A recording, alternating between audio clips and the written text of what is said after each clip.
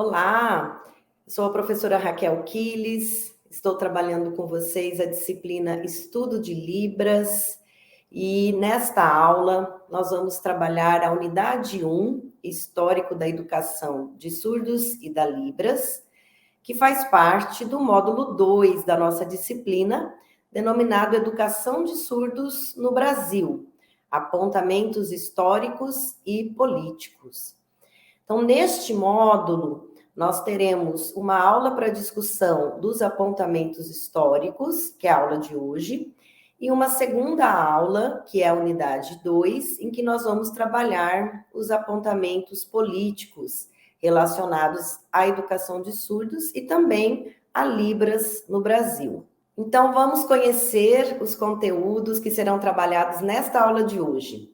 Conhecer os principais marcos históricos da educação de surdos e da Libras, apresentar as 3 abordagens educacionais na educação de surdos, quais sejam oralismo, comunicação total e bilinguismo, e conhecer algumas pessoas, instituições, produções que foram importantes para a educação de surdos e a divulgação da Libras no nosso país. Vamos lá, então?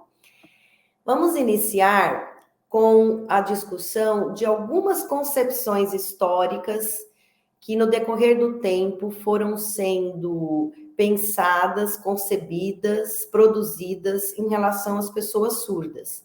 E nós vamos voltar no tempo, começando lá no Egito Antigo, como que os surdos eram vistos?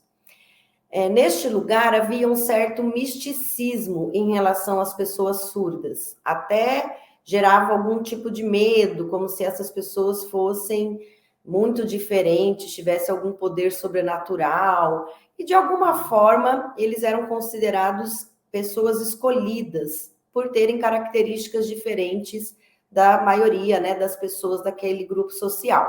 Na Grécia Antiga, nós já temos uma outra situação. Havia um culto, uma preocupação com o corpo, porque a sociedade naquela época era voltada para a luta por territórios.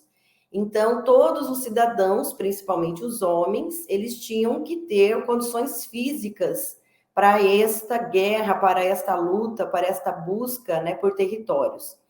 E nesse sentido, as pessoas surdas, elas eram consideradas inadequadas para viverem nessa sociedade. E nós também tivemos a influência de alguns pensadores, né, filósofos como Platão, Aristóteles, que acreditavam que os surdos, por exemplo, não tinham condições de pensar, de raciocinar. Então, eles eram entendidos como pessoas desprovidas de razão. E, nesse sentido, nós vivemos uma etapa de extermínio, não só dos surdos, mas também de pessoas que apresentavam outras diferenças significativas, como cegos, deficientes intelectuais, deficientes físicos. Então, foi um momento histórico em que essas pessoas não tinham o direito mesmo de viver em sociedade. Da mesma forma, aconteceu em Roma. Os surdos eram considerados pessoas defeituosas, que não tinham habilidades sociais para estarem, conviverem na sociedade. Também eram exterminados. Nós destacamos aqui o afogamento, mas também acontecia de se jogar essas pessoas dos altos dos rochedos, abandono em praças públicas, em florestas, enfim. Então, culturalmente, né, nós temos que entender isto, havia esta concepção que para nós hoje não tem o mínimo sentido. Nós sabemos que hoje, né, as pessoas surdas têm a condição de viver em sociedade, de produzir, de se posicionar. Claro que nós não podemos olhar para esse histórico a partir das nossas concepções atuais, que obviamente se modificaram. Nós também não podemos olhar por aquele viés do bem e do mal. Esta sociedade era ruim e nós somos bons. Né? Toda esta discussão histórica, ela tem que ser feita a partir do viés cultural. O que se acreditava sobre a vida em sociedade em cada um desses lugares, em cada um desses momentos históricos. Caminhando um pouquinho, vamos para a Europa agora, nós também tínhamos uma concepção das pessoas surdas como incapazes. Portanto, os surdos que, principalmente aqueles, né, que não conseguiam oralizar, que não falavam a língua oral, eles não tinham nenhum direito político, nenhum direito social garantido. Eles não herdavam fortunas, não podiam ter propriedades, não casavam, não podiam escrever testamentos. Então, era como se eles vivessem em uma sociedade sem direitos garantidos, né, como os outros cidadãos. E em que momento nós temos as primeiras iniciativas educacionais, né? Então, a educação para pessoas surdas, ela inicia somente a partir do século XVI. Então, vamos ver posteriormente quem começa a atuar no campo da educação, como é que essa educação se estrutura. Aqui eu só trago para vocês um gráfico em que eu evidencio essas 4 etapas históricas que as pessoas surdas, bem como pessoas com outros tipos de diferenças, né, como cegos, deficientes intelectuais, deficientes físicos, vivenciaram. Então, nós tivemos a etapa do extermínio, que está bem evidenciada nessas primeiras civilizações, né, Grécia, Roma. Nós tivemos depois uma etapa que nós chamamos de assistencialismo, e aqui nós vamos ter uma influência muito forte dos princípios da Igreja Católica, a partir do momento em que se começa a discutir que todos os seres humanos são criaturas de Deus, possuem alma, então a gente começa a não ter mais a morte, o extermínio dessas pessoas, e eles passam a ser assistidos, inclusive pela própria igreja. Também, neste momento do assistencialismo, nós não tínhamos ainda uma clareza sobre as deficiências, sobre as causas, sobre as diferenças entre elas. Então, as pessoas com deficiência, muitas vezes, ficavam em abrigos, em hospitais psiquiátricos, nem sempre elas estavam convivendo na sociedade junto com suas famílias. Porém, no assistencialismo, nós já tínhamos uma concepção, né, de que essas pessoas tinham direito à vida. E esses princípios cristãos vão ser importantes para esta forma de pensar e de entender as deficiências. Passado alguns anos, principalmente com o avanço da medicina, com as descobertas que foram feitas sobre as causas das deficiências, os estudos que mostraram que deficiência auditiva é diferente de deficiência visual, que é diferente de deficiência física. Então, nós vamos ter um avanço importante na história em que começa-se a discutir os direitos das pessoas com deficiência. E aí nós já estamos no século XX, ali em meados dos anos 1950, 1960, é que nós vamos ter as primeiras iniciativas que nós chamamos de integração. Ou seja, as pessoas com deficiência passam a conviver, frequentar os espaços sociais, porém esses espaços não eram modificados para atendê-los, para recebê-los. Então, eles é que deveriam se ajustar. Vamos pensar na escola. A partir aí da década de 1960, a maioria das pessoas com deficiência estava em escolas especializadas, escolas pensadas, né, apenas para essas pessoas, e começa a haver um movimento, isso não só no Brasil, mas no mundo todo, de inserção nas escolas comuns, nas escolas regulares. Só que só iriam para essas escolas comuns aqueles que tinham condições de acompanhar o currículo da escola. A escola não se modificava para atendê-los. Então, nesse período da integração, nós tínhamos o princípio da normalização, ou seja, as pessoas com deficiência deveriam se aproximar o máximo possível do padrão de normalidade estabelecido socialmente. Isto só vai mudar no final do século XX, início do século XXI, ali na década de 1990, principalmente, quando se começa a discutir o paradigma da inclusão. A inclusão, ela pressupõe que os espaços devem se modificar para receber as diferentes pessoas. Então, o princípio da inclusão é a aceitação das diferenças, da diversidade, que é um momento histórico, inclusive no campo educacional, que nós estamos vivendo até hoje. Voltando à educação de surdos, né? Nós temos uma autora que nós trabalhamos aqui, Pereira, em que ela situa a educação de surdos em 3 fases. Então, a primeira fase, segundo esta autora, vai até 1760. Lembrando que as primeiras iniciativas educacionais começam no século XVI. Então, aqui nós estamos, conforme esta autora, a partir desse momento inicial da educação de surdos até 1760, né? Então, os séculos 16 a 18, nós tínhamos algumas iniciativas educacionais planejadas pelas famílias, ou seja, só eram educados os surdos que eram de famílias abastadas, que possuíam recursos e que podiam contratar professores, que nesse momento histórico eram chamados de preceptores ou tutores, para ensinar essas crianças a comunicação oral e escrita. Então, as primeiras iniciativas educacionais deram ênfase à oralidade, a tentativa de fazer o surdo falar. Portanto, era um ensino individualizado que se voltava apenas para as famílias abastadas. Na segunda fase, de 1760 a 1880, nós temos a fundação das 3 primeiras escolas de surdos no mundo. E esse momento foi importante, principalmente para o início da discussão da importância das línguas de sinais.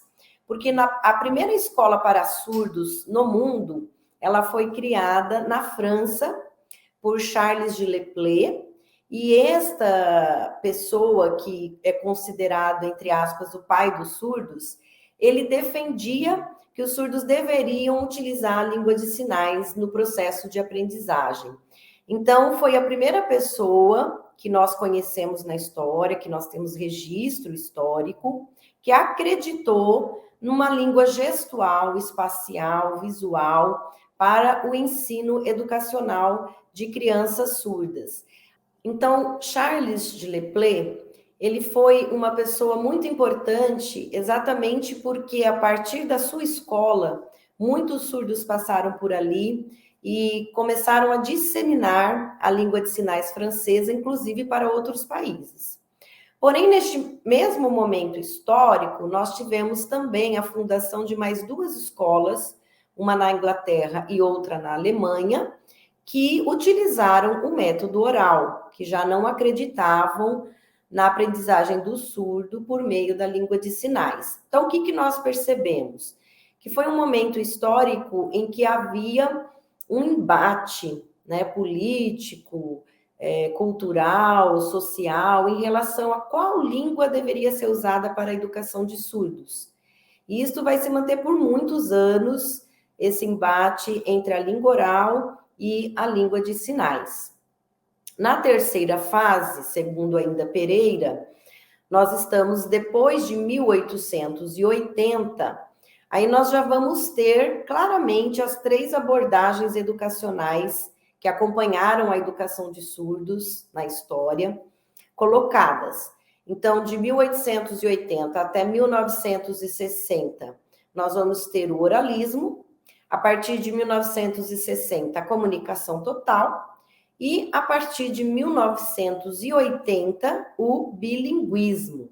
Aqui eu trago até algumas imagens para vocês que mostra este embate, esta contradição entre a língua oral, que não permitia a utilização dos sinais, e a língua de sinais, que vai ser reconhecida, que vai ser, de certa forma, defendida somente, então, a partir de 1980. Vamos agora nos aprofundar, conhecer melhor essas 3 abordagens educacionais que impactaram a educação de surdos. Antes disso, eu quero apresentar para vocês alguns preceptores que foram importantes na história, que marcaram, de alguma forma, a educação de surdos em diferentes lugares e diferentes momentos históricos. Então, eu trago aqui para vocês o Girolamo Cardano. Ele era um médico, foi a primeira pessoa que acreditou que o surdo era capaz de pensar e compreender. Quando eu falo a primeira pessoa, eu quero dizer a primeira pessoa que nós temos algum tipo de registro histórico, né? Obviamente que pode ter havido outro educador, uma outra figura que acreditasse da mesma forma que o Girolamo, mas ele é que nós conhecemos a partir dos registros que nós temos. Só que o Girolamo, ele trabalhava pensando no oralismo, pensando na perspectiva da língua oral. Então, o método dele era baseado na escrita. Ele ensinava alguns poucos surdos a escreverem, visando chegar na oralidade. Nós temos também o Pedro Ponce de León, que foi um monge beneditino espanhol, considerado o primeiro professor de surdos da história. Pedro Ponce de León, ele se utilizava do alfabeto manual para soletração das palavras. Alfabeto manual não é a mesma coisa que a língua de sinais. Então, para que nós utilizamos o alfabeto? Exatamente para soletrar, letra por letra, cada palavra que nós queremos falar utilizando este recurso. Em que momento nós utilizamos o alfabeto manual? Principalmente para dizer o nosso nome, para algumas siglas. Então, ele é um recurso que nós utilizamos bem pontual. Então, por exemplo, eu me chamo Raquel, quero me apresentar para os surdos. Então, eu soletro o meu nome. R-A-Q-U-E-L.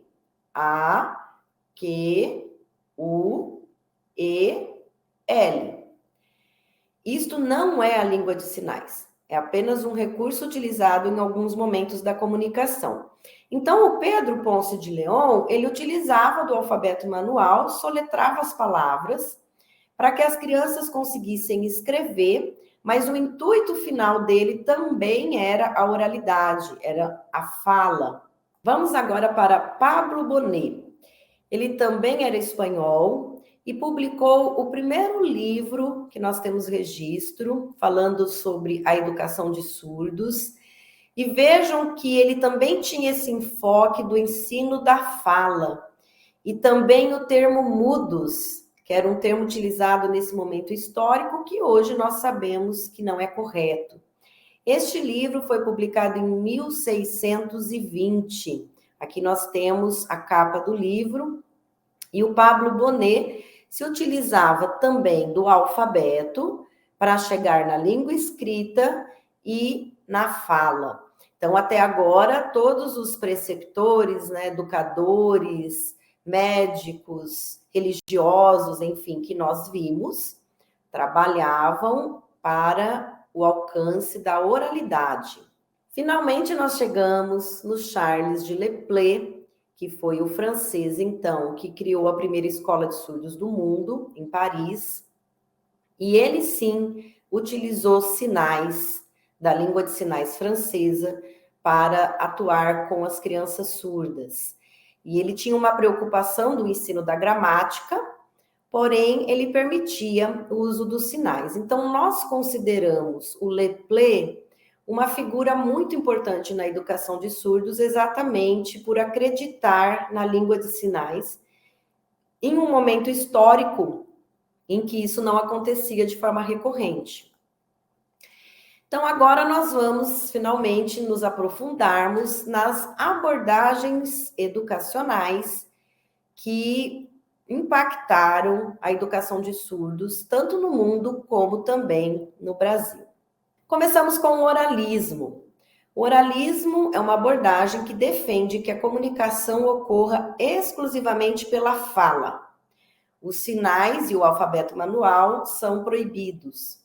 Esta abordagem educacional, ela já vinha acontecendo há um tempo, muitos preceptores já utilizavam esta abordagem, porque havia esta ideia de que os surdos deveriam falar para se integrarem socialmente, mas ela vai se fortalecer no segundo Congresso Internacional de Educação do Surdo, que aconteceu em Milão, na Itália, em 1880. Este congresso que define que o oralismo deveria ser a abordagem educacional utilizada para a educação de surdos em todo o mundo. Isso não foi só para a Itália. Isto vai impactar os diversos países do mundo. Então, nós percebemos um retrocesso histórico, porque nós tínhamos ali na França, por exemplo, a primeira escola de surdos que utilizava a língua de sinais, e em 1880, toda a abordagem a partir da língua de sinais vai ser proibida. Então, os surdos vão aprender a escrever, a falar, e esta abordagem, obviamente, ela não funcionou como se esperava, porque nós sabemos que os surdos não têm esta possibilidade inata da fala, que é algo impositivo, que é algo que não é espontâneo, né? Portanto, o oralismo foi uma corrente filosófica que nós consideramos de silenciamento, o que não quer dizer que os surdos não resistiram. Claro que nós temos diversos estudos hoje que mostram movimentos de resistência dos surdos ao oralismo, e inclusive manifestos neste Congresso Internacional de Educação do Surdo que ocorreu em Milão.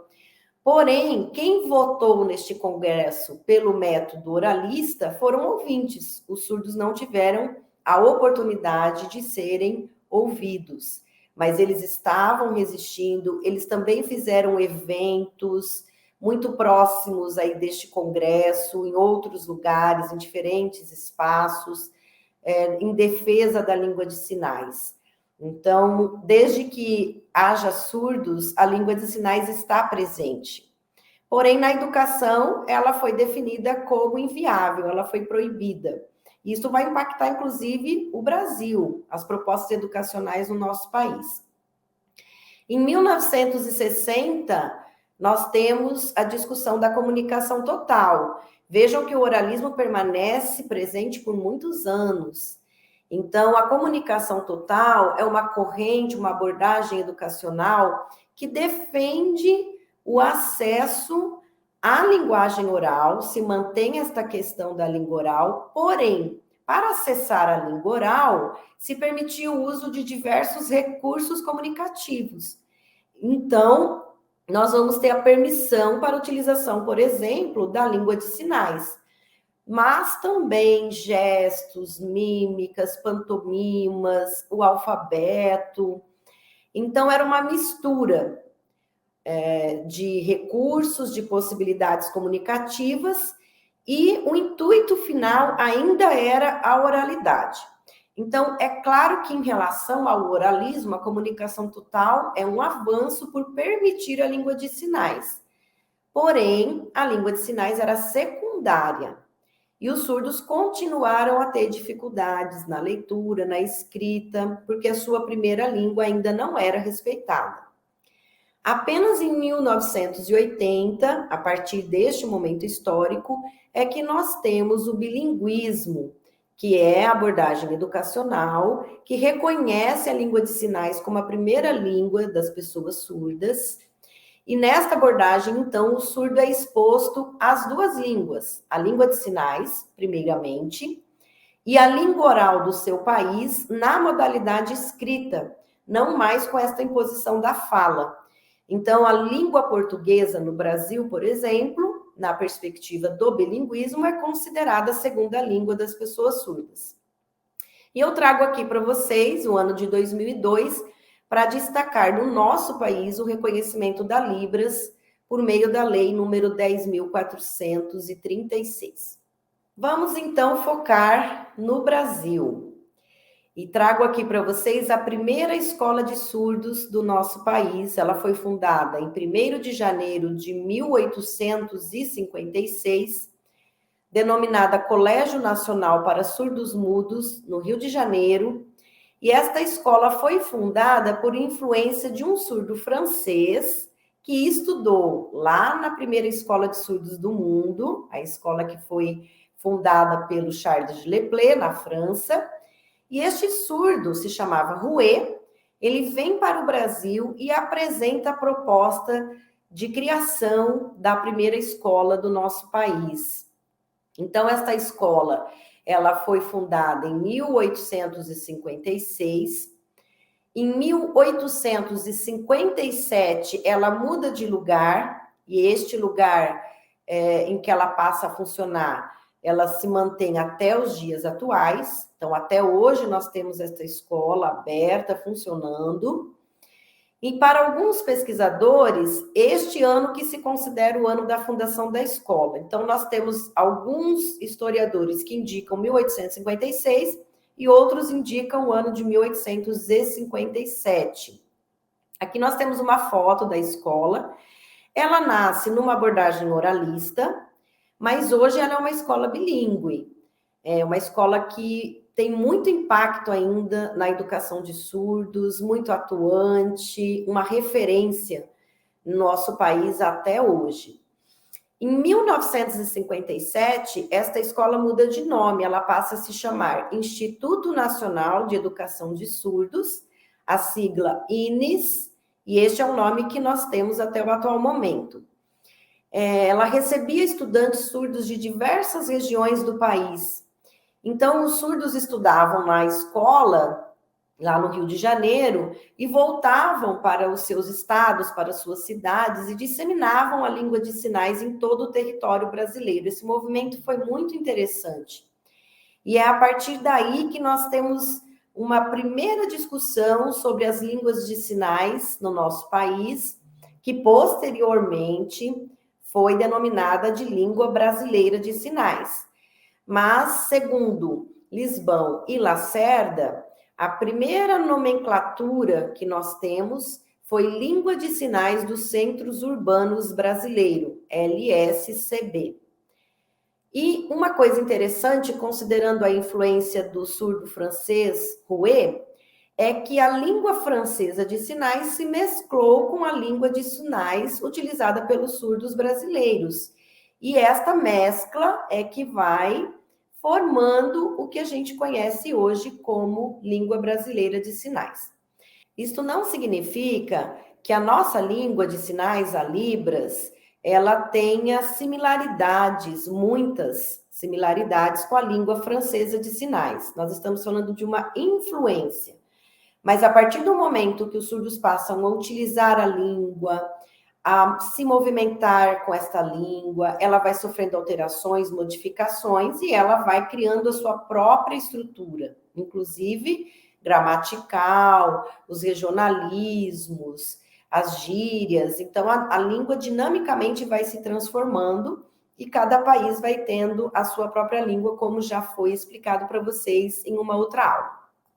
As abordagens educacionais que foram adotadas na educação de surdos, oralismo, comunicação total e bilinguismo, também influenciaram a primeira escola de surdos do nosso país, que hoje é conhecida como INES.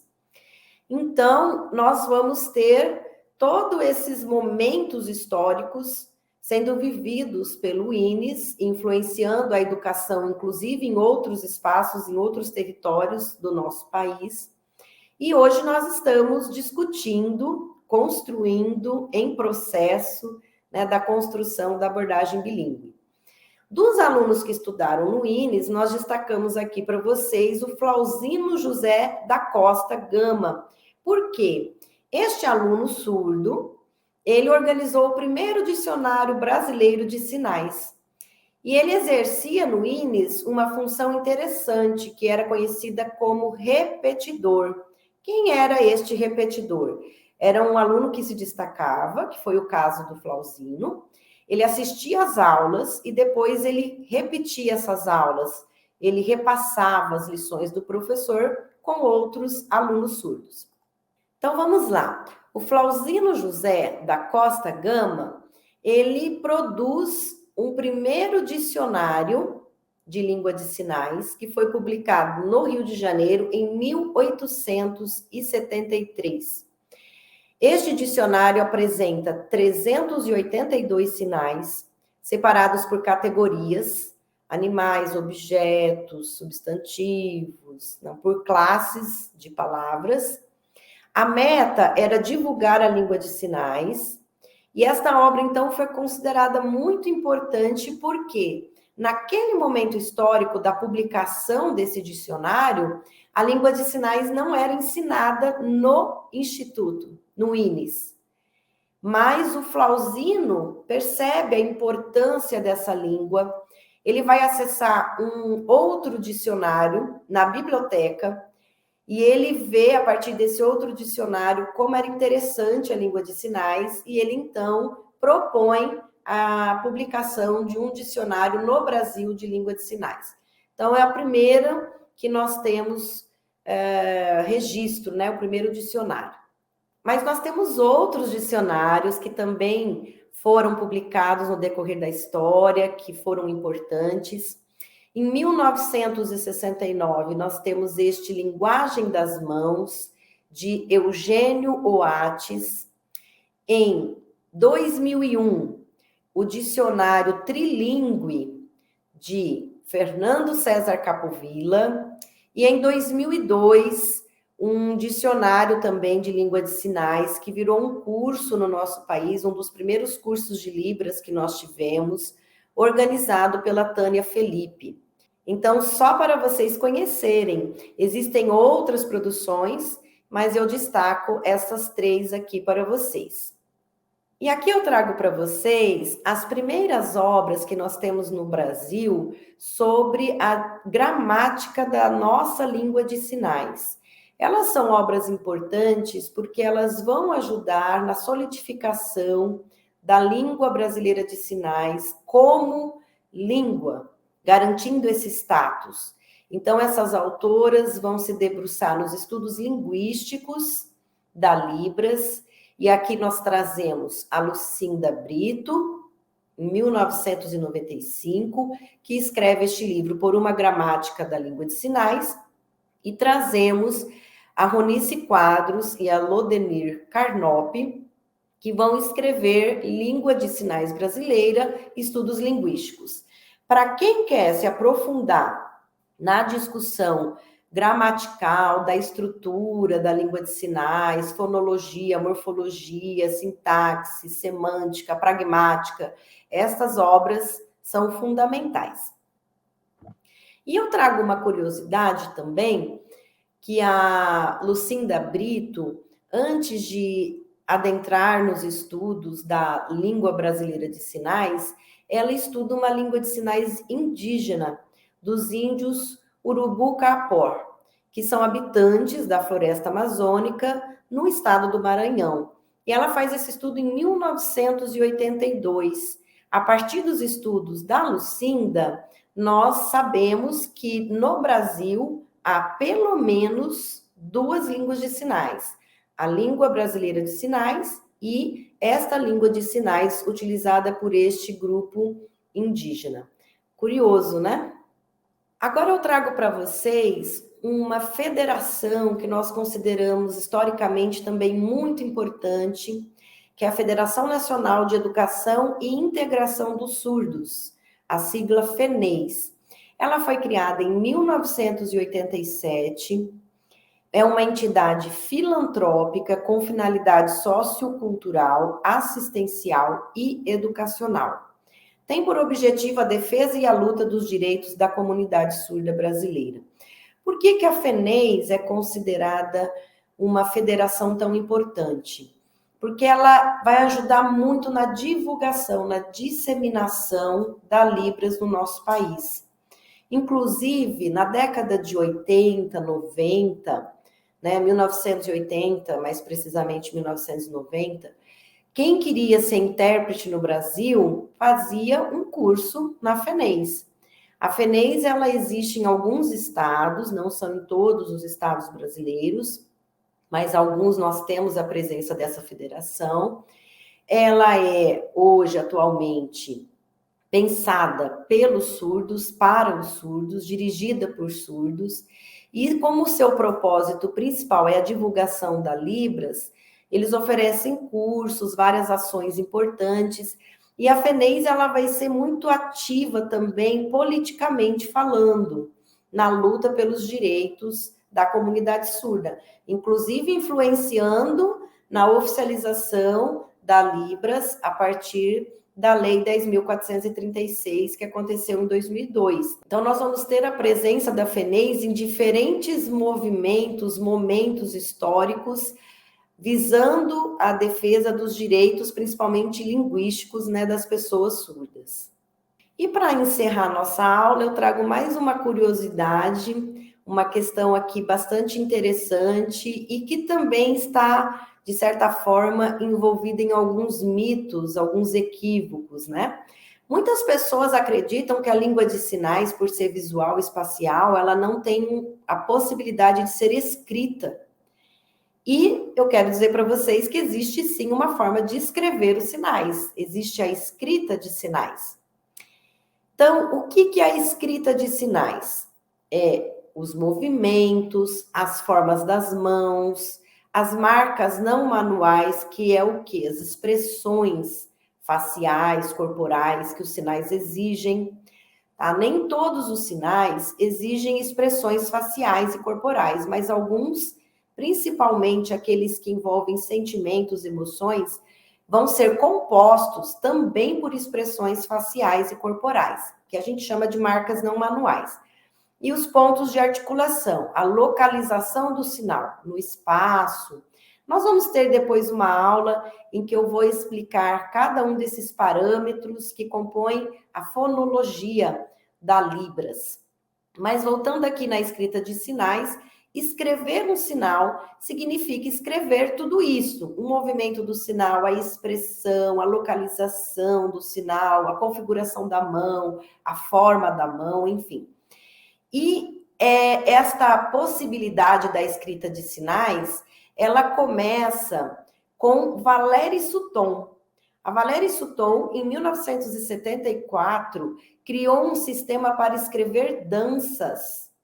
Ela não pensou na escrita de sinais. Ela criou um sistema de escrita de movimentos de passos de dança.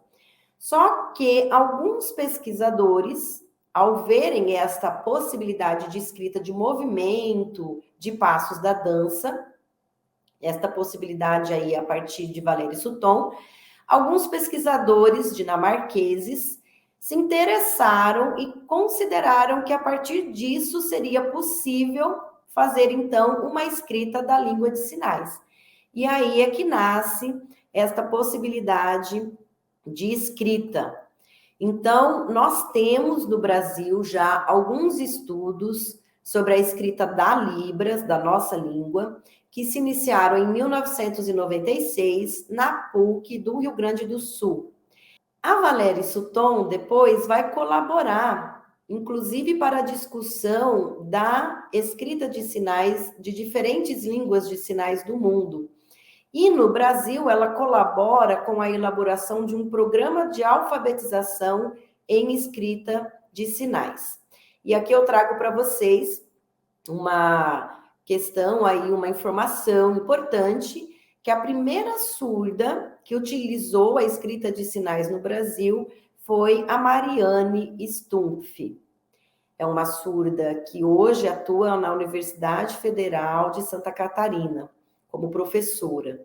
E aqui um desenho, né, uma imagem de como fica um sinal escrito, tá? Aqui nós temos o sinal certo, correto. Então, esta é a configuração de mão, e ele tem esse movimento para baixo. Ele é feito no espaço neutro, tá? E aqui nós temos a forma de escrever este sinal. Então, também é uma questão aí importante, nós precisamos avançar nos estudos nesta área da escrita de sinais. A escrita de sinais ainda não é utilizada nas escolas, então os surdos brasileiros aprendem a escrever direto a língua portuguesa, mas muitos estudos têm indicado que se os surdos aprendessem a escrever primeiro a língua de sinais, que é a sua primeira língua, isto facilitaria a aprendizagem da língua portuguesa. Então, é um desafio para nós pensarmos esta questão, estudarmos mais este assunto e nos aprofundarmos na importância da escrita de sinais para o desenvolvimento da aprendizagem dos surdos, principalmente as crianças. Algumas referências aqui para vocês que foram utilizadas nesta aula. Eu me despeço e até a próxima.